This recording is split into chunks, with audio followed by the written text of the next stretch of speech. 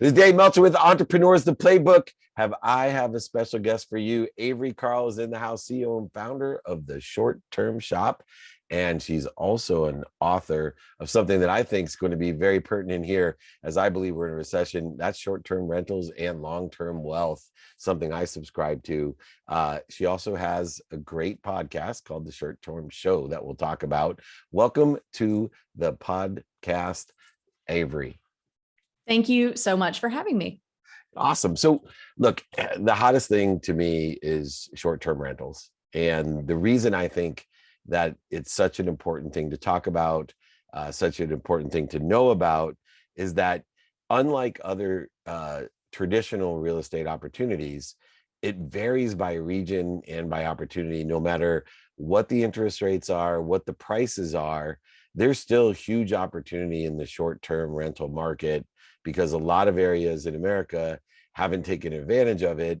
And yet there is a shortage of short-term places to stay in certain areas in America, regardless of the price of the property or the payment on the property. There's huge opportunity. I call it margins of millionaires. How did you first get exposed to this short-term strategy and how it applies to long-term wealth? So for me, I started with one long-term rental, and I started on a $37,000 a year salary. So I did not have much money at all. And that first long-term cash flowed really well for a long-term. It was $1,000 over the mortgage every month. And my husband and I said, "Oh, wow, this is amazing." Like, we just planned to buy one and hope that it would provide, some retirement opportunities when we got older, that we could sell it and it would have appreciated. But we're like, man, this is cash flow. This is great. We need to buy another one of these things. And we just had a little bit of money left. And so we thought, well, what can we buy that's going to make us the most amount of money the fastest, so that we can go buy more real estate with that money? And we landed on short-term rentals. And this was back in 2015. And we didn't want to buy in Nashville, where we were living at the time, because Nashville has terrible regulations. So we thought, well, where can we buy something that it's the normal thing for people to rent a property, like a privately owned property, condo, beach house, cabin, overnight, rather than a hotel? And we'd just been on vacation to the Smoky Mountains. So we said, oh, everybody goes to the Smokies and rents a cabin. Somebody owns these. Why can't it be us? So we bought one. Like, we were scraping the pennies out of the bottom of my purse to make that down payment. And it did really well. We kind of figured it out as we went, self-managed. It's a much different game in the short-term rental space than long-term in terms of property managers. We scaled 1 to 5 properties in the Smokies over the course of about a year. And 5.5 years later, we have a $30 million real estate portfolio of 205 doors. 8 of them are short-term. So our strategy is using the short terms as like a cash flow turbocharger to be able to grow our portfolio. So in our case, we have a lot of single family long terms. We also have multifamily. So we've grown a pretty diverse portfolio, but by starting with short terms, we were able to do that much more quickly. I think a lot of people are intimidated by financing and qualifying for that many properties. And, I have had 32 homes in San Diego alone. I've been in this game a long time, and it's changed across the years. Do you help people understand how, with pennies in your pocket, you were able to leverage, 5 properties in your first year, be able to then continue on to have such a huge portfolio? And when it seems to me as if your salary or your income never exceeded, 6 figures, let alone 7 figures, in order to effectuate accumulating all these properties. Yeah. So there's a lot of strategies that you can use.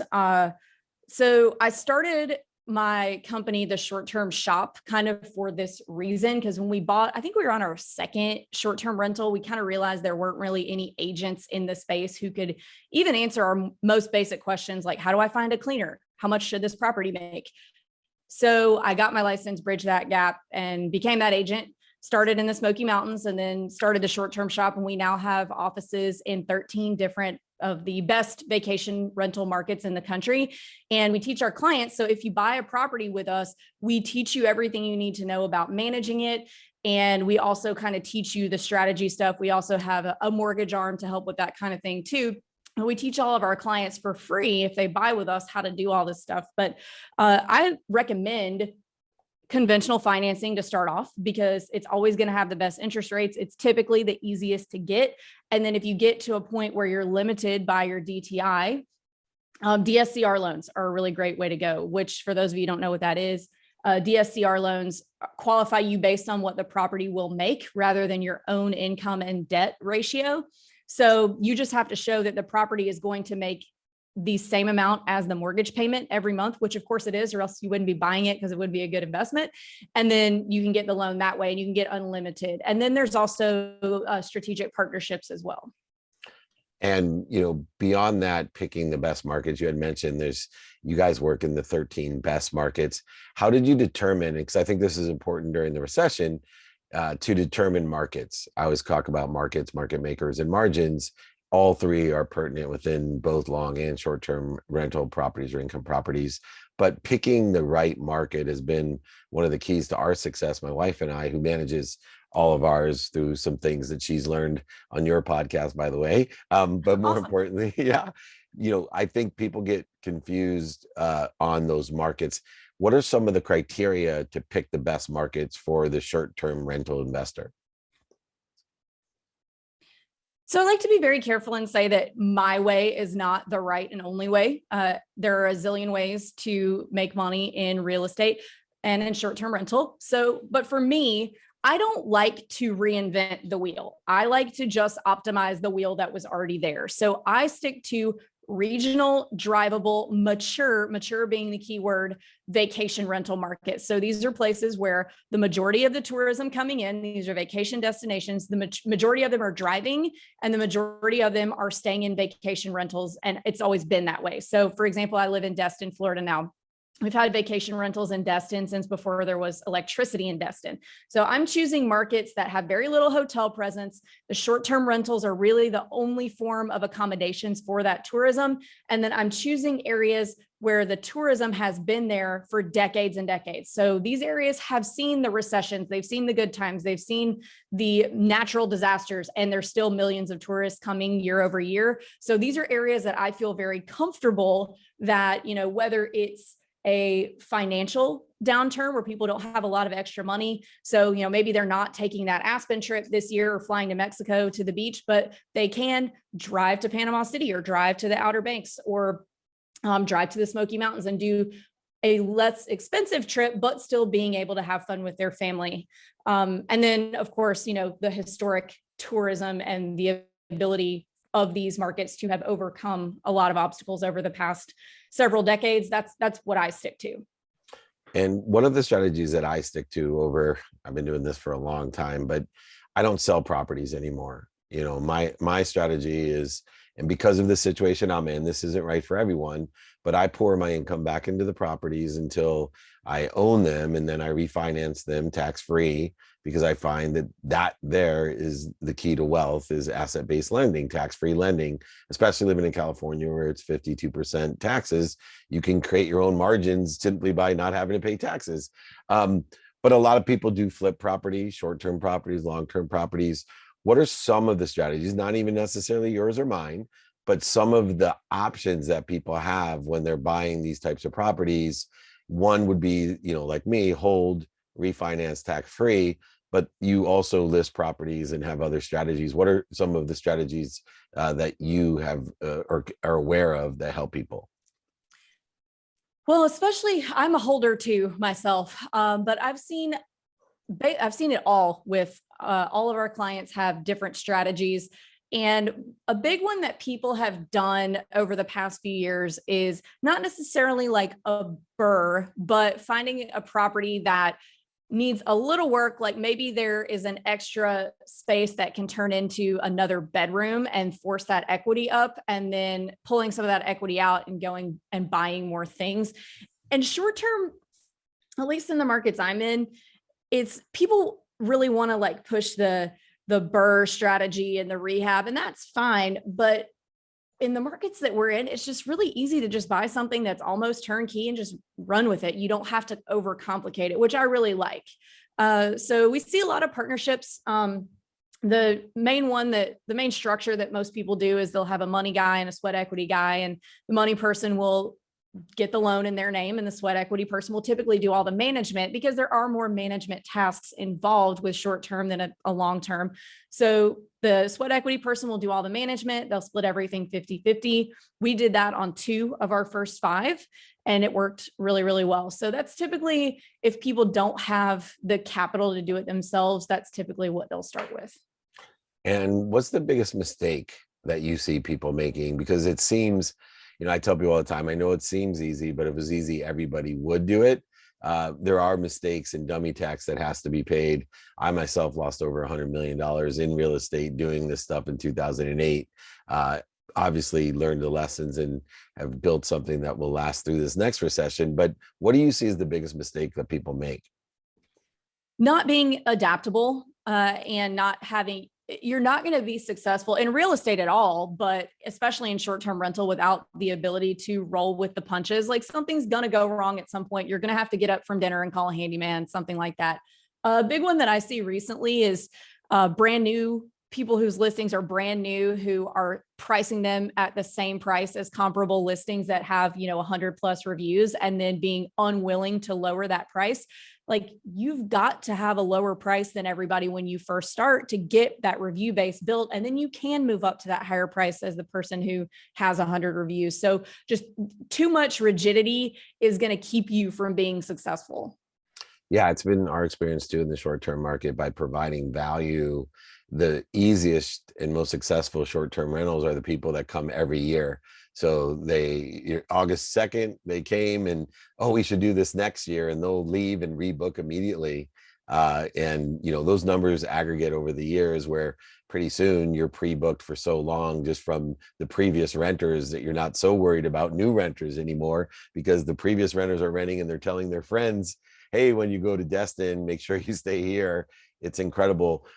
What are some of the easy things to do for those short-term renters that distinguish yourself?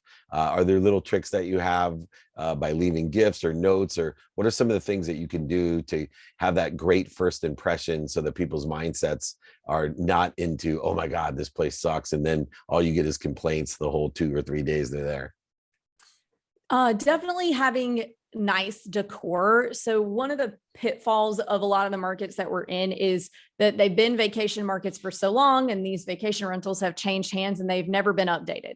So, a lot of them, even a lot of the top performers out there, are dated. They still have the like khaki colored granite from 15 years ago and things like that. So, doing some of the easy things like replacing countertops is not that difficult or expensive, and making sure that you have, you can get nice looking but cheap art anywhere on the internet, just making sure that your place is nice and updated and doesn't feel like, the same place you stayed with your parents 20 years ago. Is really key. And we try to stay kind of hands off with our renters, because we do want it to feel like hospitality company, and not like some people who live here part-time and then move out when you go to rent it. And we just try to make sure that if anything happens, really fast, quick service, and just, being personable and nice to them, and checking in only one time, but not checking in too much with them, and just trying to give them a really good experience and making them feel like they're in a vacation home and not just in some random house in some random city. And a lot of the cities that have historical short-term rentals, there's management companies that I think are usury. They charge so much, and they're looking for the owners that, just want a turnkey situation where, as long as they're breaking even or making a little bit of profit, they're fine. And the majority of the profits going to the management company.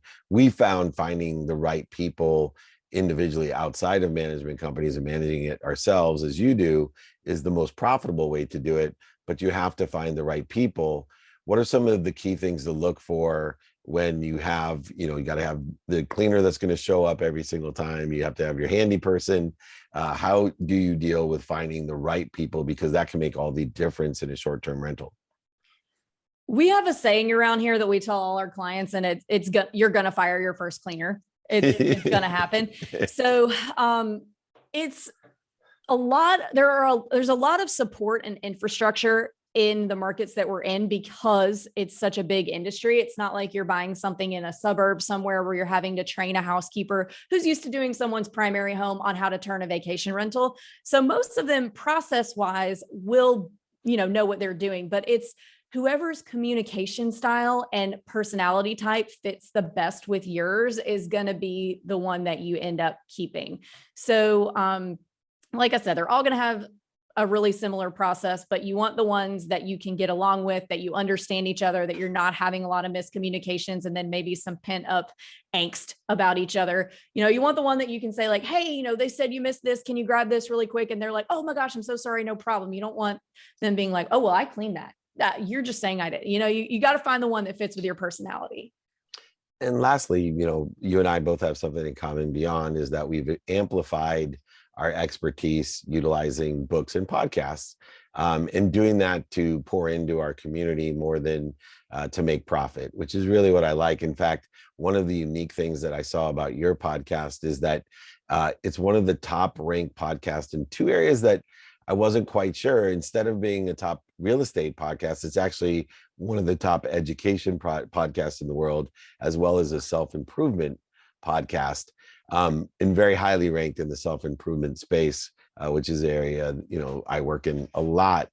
Why do you think it ranks so high in the self-improvement side of things? How does the short-term show really help us in self-improvement beyond just real estate and business? We talk a lot about mindset and what it takes to be successful because, I was just a $37,000 employee and there are a lot of other people who have been successful that were in the same boat. So we talk a lot about limiting beliefs and how to overcome those so that you can be successful. Because I know when I started being a real estate investor, sounded like something those rich people way over there that I'll never know who or how they managed to do it were doing. But no, anything you aspire to, that can be you too. And it's really about your mindset and what steps you can take, small little steps, one at a time to get to the place that you're trying to go. And it's difficult for people who are in that position, $37,000 a year job, probably grew up in an energetic and genetic inheritance of, hey, this is your place in life and be happy with what you have, and all the things that I grew up in Akron, Ohio, hearing from my single mom with 6 kids. But there were certain things that I read and certain things that I was exposed to. There wasn't podcasts back then. I'm old. I'm not young like you. And so I encourage everyone to listen to the short-term show, not only for pragmatic real estate advice, but to change your life, to plant seeds under trees that, maybe you may never, or I may never even live under, but still you have quite an impact with the reach that you have with your podcast. What are some of the things that you read or listened to that really gave you a distinguished mindset that created this limitless, frictionless life that you now have achieved, when most of the people that you were surrounded with probably laughed at you, scoffed at you, and made fun of you when you talked about being a real estate mogul? I never talked about it because I was like, this is such a weird thing to be happening. Like I wanted to be a guitar player. I wanted to play guitar for Alice Cooper. And then now I'm successful in real estate. Like nobody says, oh, I want to be a real estate agent or a real estate investor when I grow up. So it wasn't anything I ever talked about. It was because I was like, people aren't even going to believe this. All these people knew me when I was a bartender. They're not going to take me seriously. So it was just kind of something that people kind of started just finding out about. And things that I read along the way, definitely Traction by Gino Wickman and Pumpkin Plan by Mike Michalowicz. So he wrote Profit First, and it's a little bit lesser known of his books, but it's a book about cutting the small pumpkins off the vine. So, just focusing on your big pumpkins, on the things that are making you most successful, and cutting off all the little things that are holding you back, or maybe that you think you have to do, that you think you have to take on. But actually, if you just focused on your big ones and not your little ones, you would go further. So that one was really like a turning point for me, was that one, Pumpkin Plan. Great. The legs feed the lion, as I always say. And the objective is long-term wealth and the vehicle is short-term rentals. We have an expert with us, a mindset, heart set, and handset expert that's willing to pour into her community. Check out her book, as we talked about, The Short-Term Rental, Long-Term Wealth. And of course, one of my favorite self-improvement podcast, the Short Term Show. Great nuggets every single show. So I encourage you to listen there. Avery Carl, an incredible entrepreneur living the American dream. Thank you so much for joining me.